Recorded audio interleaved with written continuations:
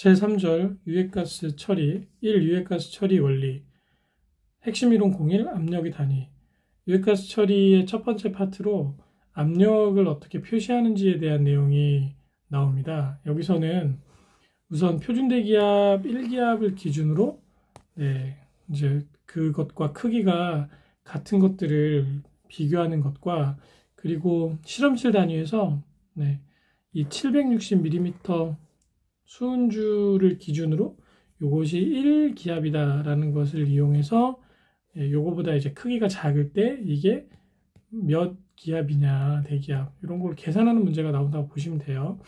그래서 SI 단위 기준 압력 단위 환산표에 있는 내용, 요 1기압을 기준으로 요 크기가 다 같다라는 것을 암기를 하시면 좋은데, 그냥 다 외우는 게 좀 너무 힘들잖아요. 그래서 문제를 그냥 외우시는 거를 추천을 드리겠습니다.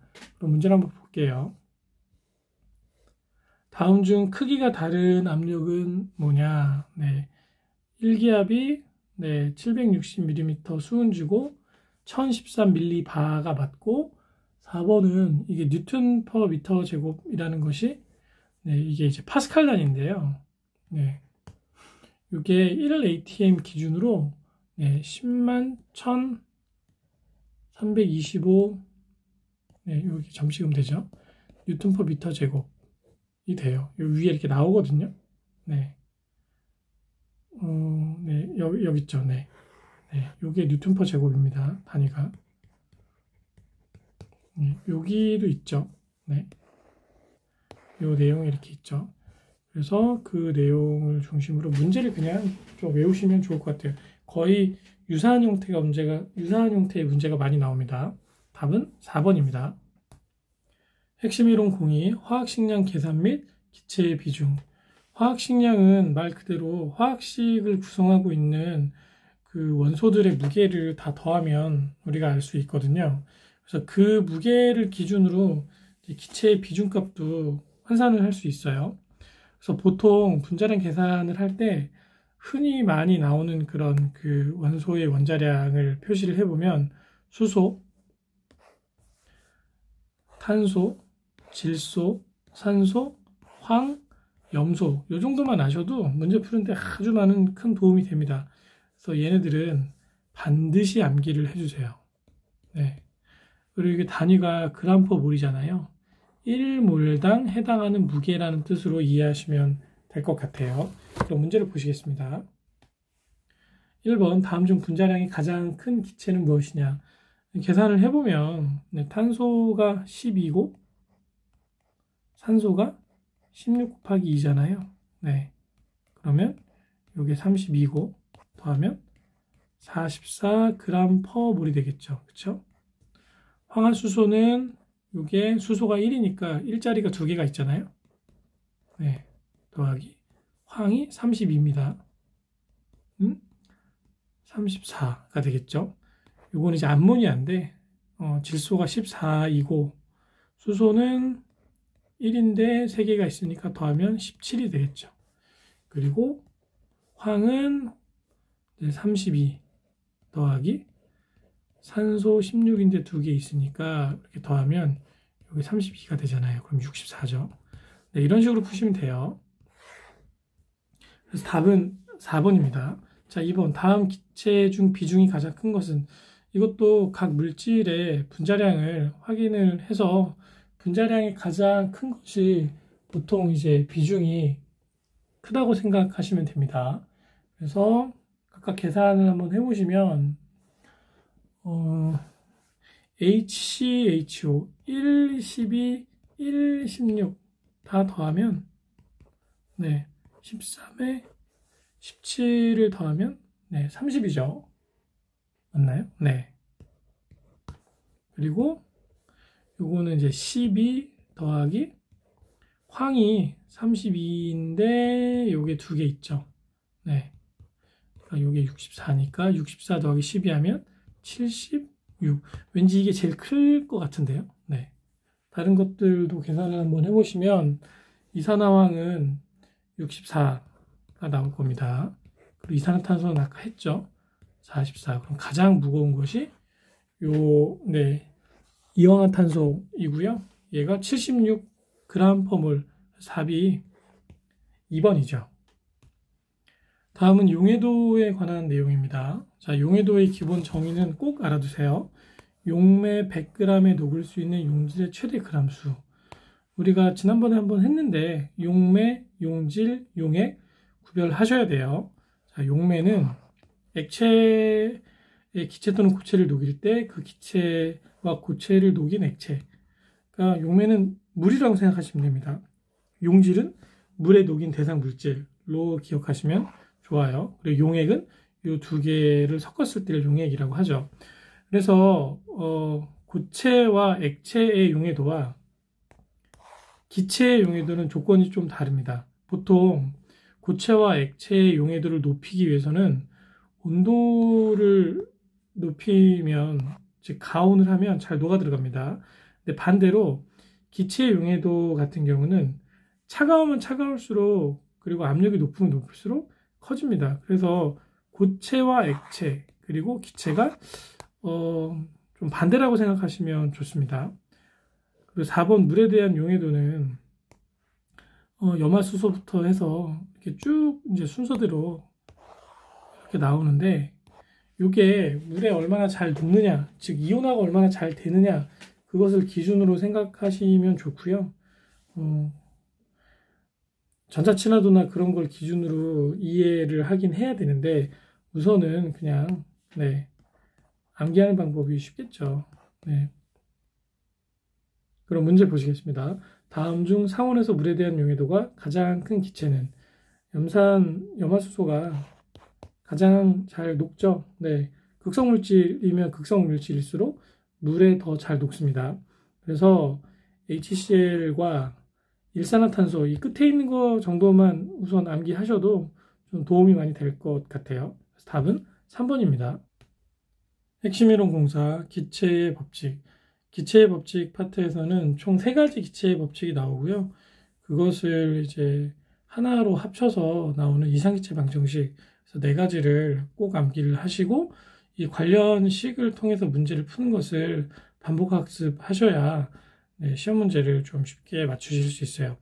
우선 첫 번째 나오는 것이 보일의 법칙인데, 보일의 법칙은 온도가 일정하다는 조건 하에서 기체 부피와 압력의 상관관계를 나타낸 그런 법칙입니다. 무슨 얘기냐면, 요 K라는 거는 이제 상수예요.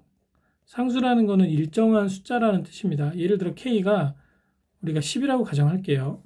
그러면 P와 V를 2개를 곱한 게 10이 나오려면 P가 커지면 V는 작아져야겠죠. 자, 좀 더 쉽게 설명드리기 위해서 숫자를 도입을 해보겠습니다. 예를 들어 P가 1이고 V가 10이에요. 그럼 2개 곱하면 K값은 10이 나오겠죠. 그런데 P가 2만큼 커졌어요. 그럼 V는 어떻게 돼야 됩니까? 작아져야죠. 5로. 네, 그러면 10이 되죠. 그래서 이 P값과 V값은 2개를 곱한 값이 일정한 상수를 유지를 해야 되기 때문에 서로 반비례하게 됩니다.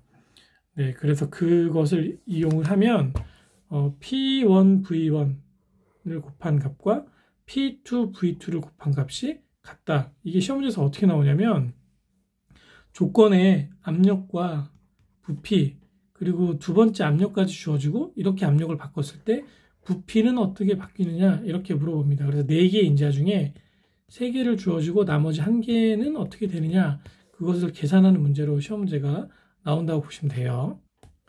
다음은 샤를의 법칙입니다. 아까는 온도가 일정했다고 가정했다고 보면, 이번에는 이제 압력이 일정하다는 가정하에 부피와 온도의 어떤 상관관계를 나타낸 거예요. 그래서 아까는 P1, V1 곱하기였는데, 이번에는 부피를 온도값으로 나눈 것이 일정한 상수를 지닌다라고 하는 것이죠. 그래서 얘네는 V값이 커지면 T값도 커져야 일정한 값을 유지를 할 수 있겠죠. 그래서 V와 T, 즉 부피와 온도는 비례한다라는 결론을 얻을 수 있어요. 세 번째는 보일-샤를의 법칙입니다. 보일-샤를의 법칙은 보일 법칙하고 샤를 법칙을 같이 이제 혼합해서 기체의 부피는 절대 온도에 비례하고 압력에는 반비례한다라는 식으로 이제 나타낸 거거든요. 그래서 요 관계식 자체를 암기를 하셔야 문제를 풀 수 있어요. 그래서 지금 인자가 하나, 둘, 셋, 총 6개잖아요. 네. 그 중에 이제 5개를 주어주고 나머지 1개 값을 찾아라. 뭐 이런 문제가 나온다고 보시면 될 것 같아요. 이제 마지막으로 이상기체 방정식인데요. 이 부분이 시험 문제 상당히 많이 나옵니다. 그래서 PV는 nRT 얘를 꼭 그냥 암기를 해주세요. 그래서 PV는 nRT, PV는 nRT 그냥 반복으로 암기해서 PV는 nRT가 머리에 아예 박히게 네, 꼭 암기를 하시고 여기에 나와 있는 그 인자를 하나씩 설명하면 뭐 P는 프레셔, 압력이고요. V는 볼륨, 부피, 그리고 N은 기체의 몰수예요. 기체의 몰수라는 것이 예를 들어서 이제 메테인이 있다고 칠게요. 메테인이 1몰이 있을 때 얘의 분자량은 탄소가 12, 그리고 산소가 4개면 16g per 몰이잖아요. 네. 그러면 만약에 메테인이 16g이 있다. 그럴 때 몰수는 몇이냐? 16g은 1몰이잖아요. 그래서 1몰이 되는 거예요. 예를 들어 메테인이 32g이 있다. 그러면 16g이 1몰이면 32g은 2몰이 되겠죠. 네, 그렇게 이해하시면 좋습니다. 그리고 R값은 기체 상수값인데 이것은 네, 단위가 상당히 복잡합니다. 그래도 좀 어렵지만 단위까지 한 번에 숙지를 해두시면 좋고요.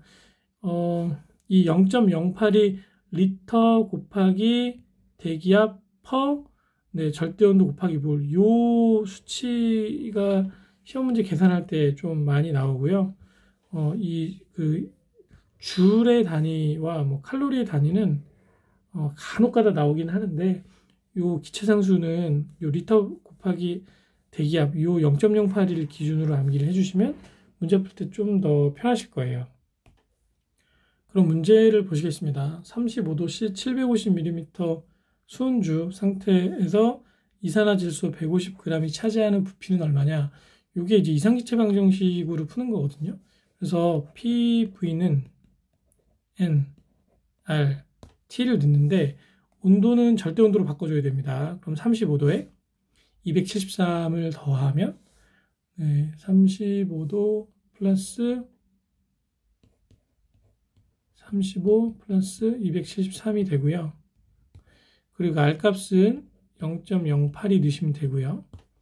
그 다음에 이제 몰수인데 이 이산화질소가 150g이래요. 그럼 이산화질소의 이 분자량을 찾으면 화학식량을 찾으면 14 더하기 32는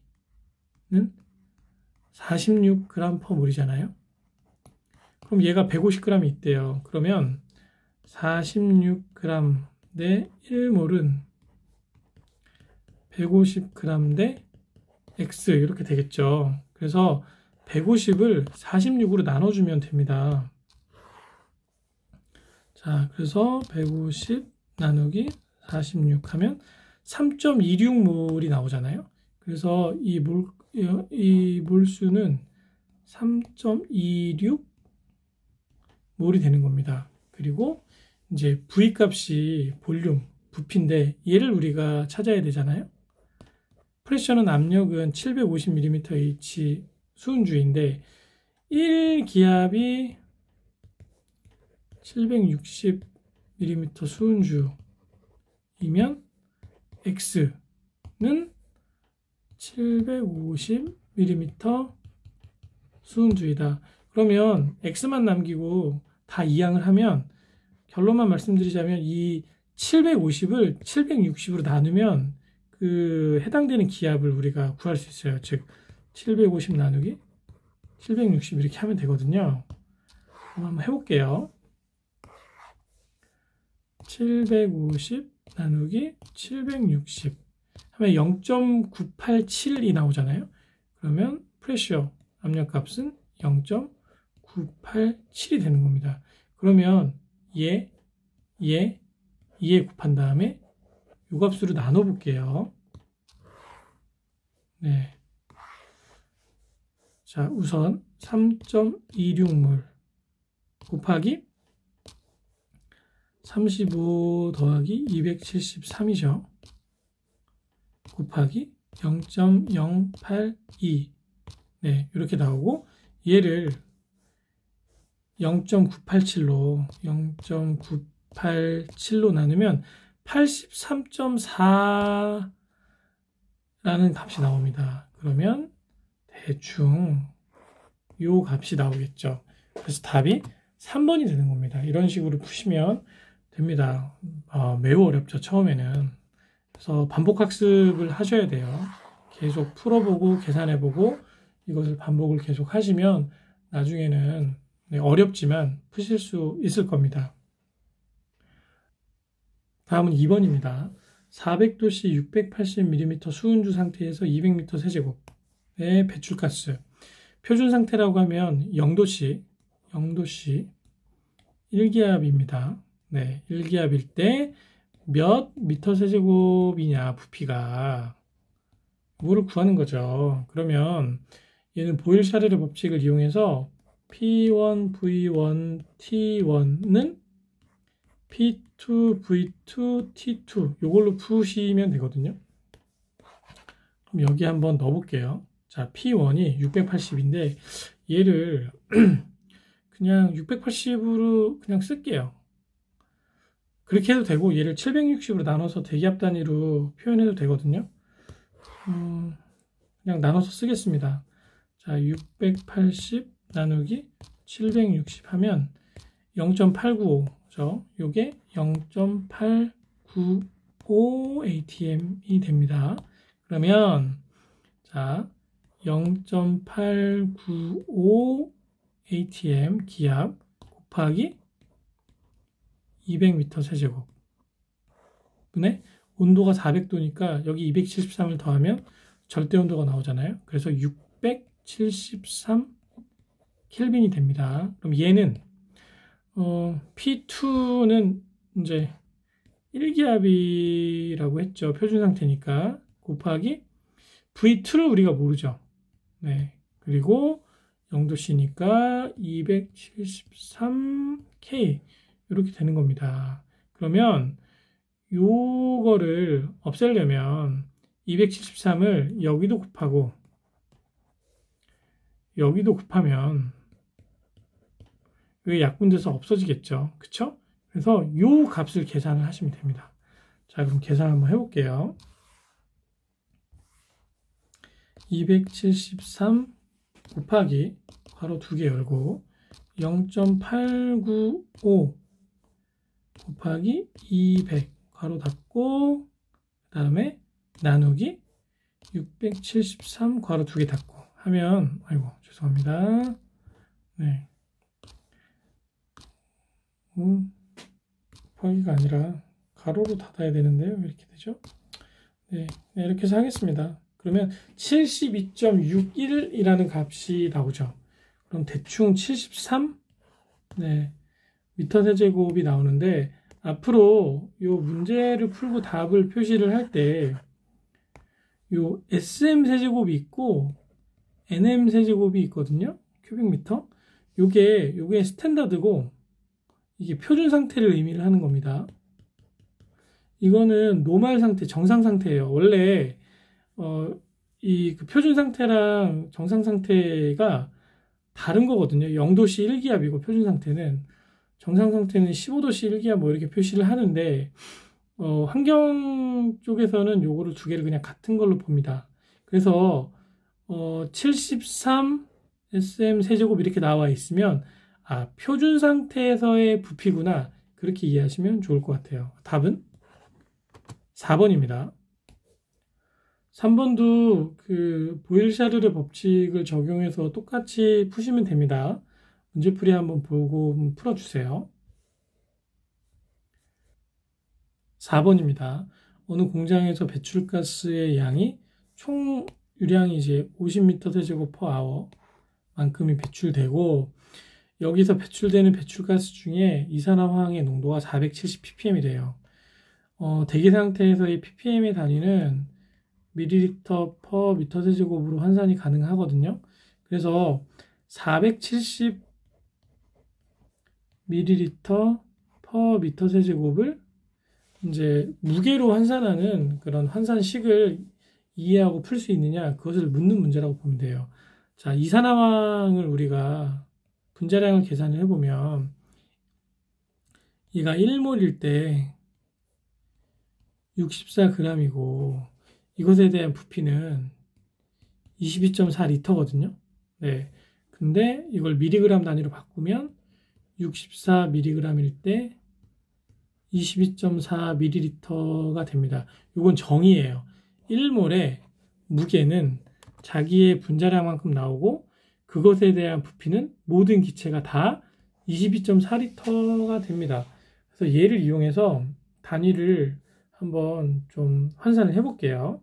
자, 64mg per 22.4ml 하면 밀리리터 없어지겠죠. 네. 곱하기 1kg이 10의 6승 mg이잖아요. 그러면 밀리그램 없어지겠죠. 자, 곱하기 총량이 얼마라고 했습니까?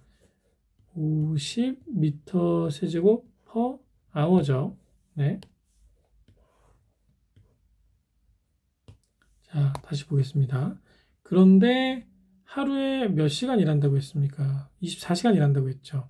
네. 그래서 24시간을 하루에 일한다. 그러면 단위를 한번 없애볼게요. 자, 미터 세제곱도 없어지고 아워도 없어지면 하루 기준으로 네, 발생되는 이산화황의 농도가 몇인지 무게 단위로 나오게 됩니다. 그러면 얘를 계산식으로 한번 풀어보겠습니다.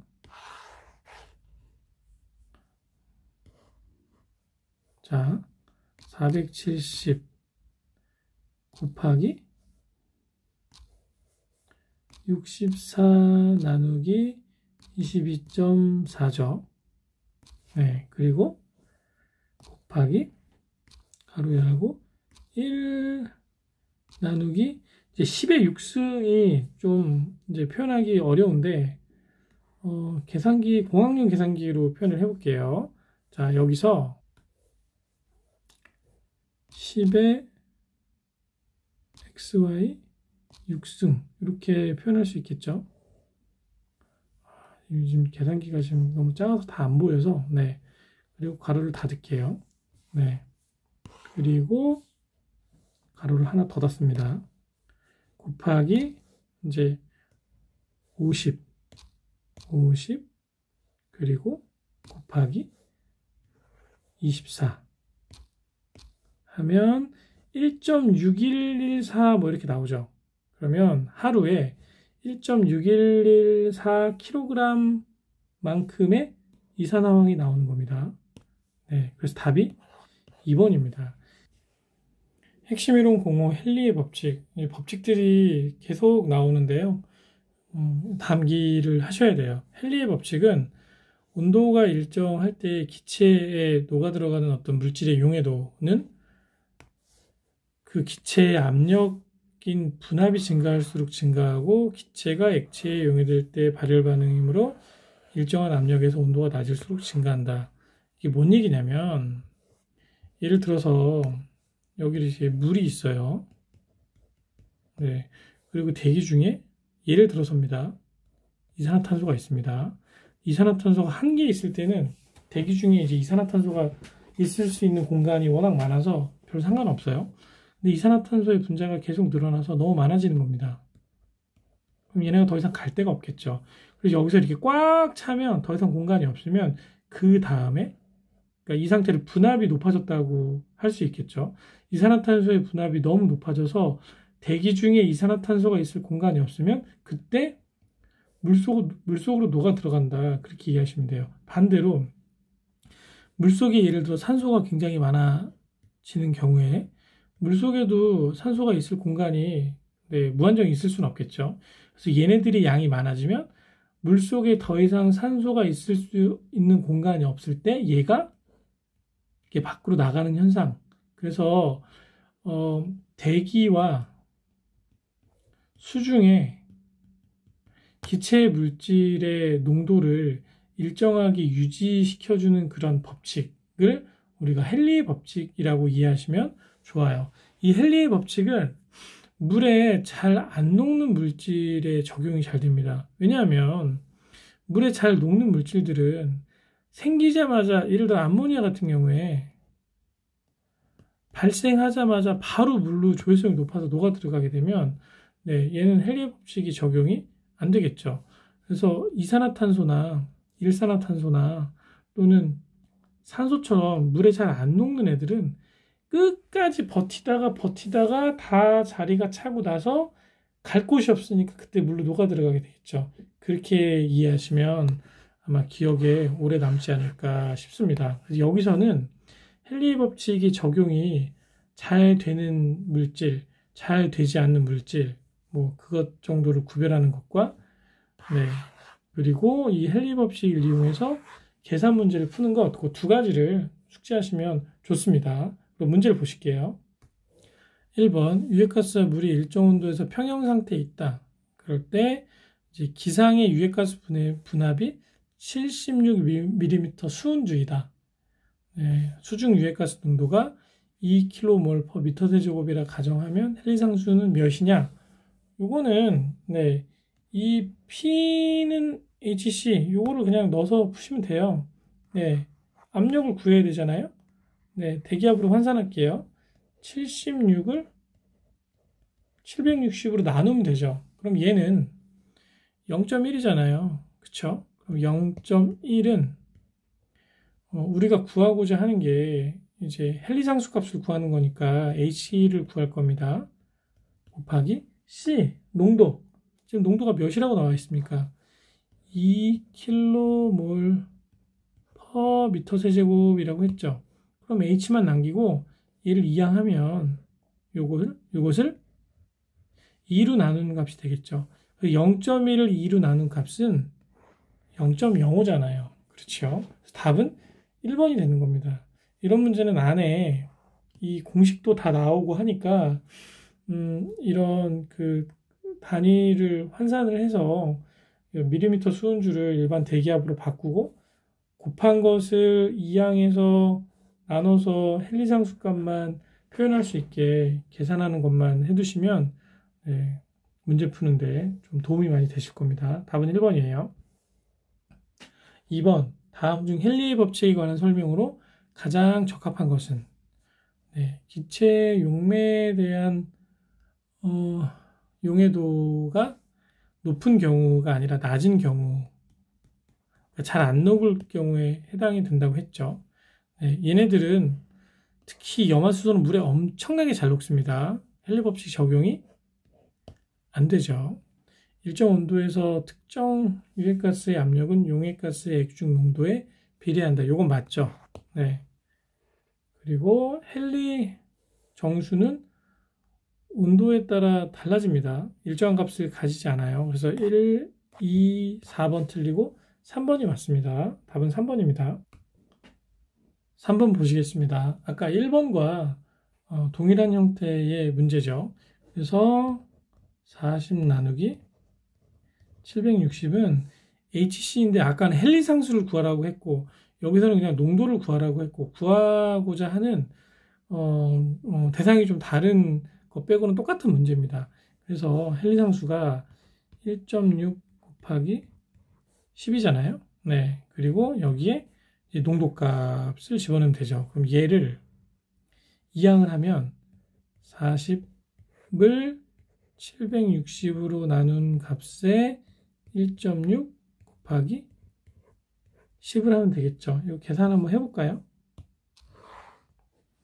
40 나누기 괄호 열고 760 곱하기 1.6 곱하기 10 괄호를 닫으면 자 0.00328 그러면 얘는 0.00329라는 값이 나옵니다. 그럼 얘 아니면 얘가 답이겠죠. 그쵸?